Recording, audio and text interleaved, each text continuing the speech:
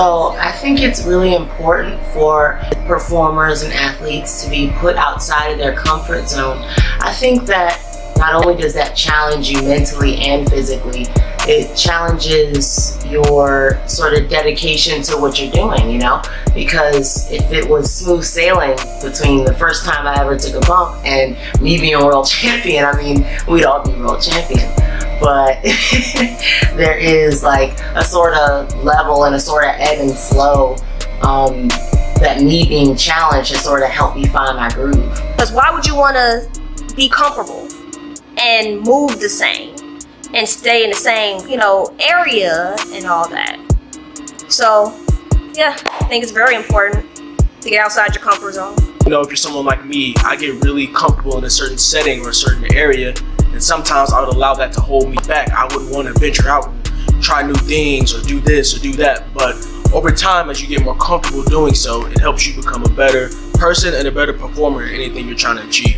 As a former amateur and collegiate wrestler, and then also being in the business now for 10 years, like, it's so important to be challenged outside your comfort zone, especially if you want to get better. I was very fortunate to start up at a school where I was like put in the fire on somewhat of a regular basis, and it really helped me. It really helped me. I remember my match with Chris Hero years ago.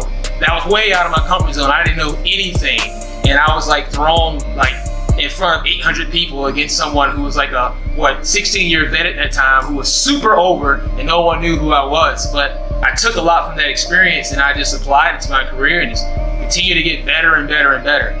So like wrestling, you're not gonna have the same opponent every time you step in the ring.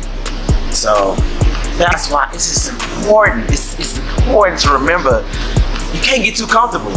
Because if you get too comfortable, get your ass knocked out. You looking stupid. You're in a business where you have to adapt. You have to learn how to adapt. You facing an opponent, you think he's a big guy, but man, everybody's big. You know what I'm saying? I won't say everybody's big, but like, you face a big guy and you think he's a powerhouse, next thing you know he's doing a leapfrog and a drop kick. You have to be able to adapt. So being able to wrestle outside of your comfort zone is very important to adapting, because like you have to be a great wrestler. I always say you have to be comfortable being uncomfortable, if that makes any sense. You have to be comfortable being uncomfortable, because once you're comfortable being uncomfortable, you're comfortable in any situation.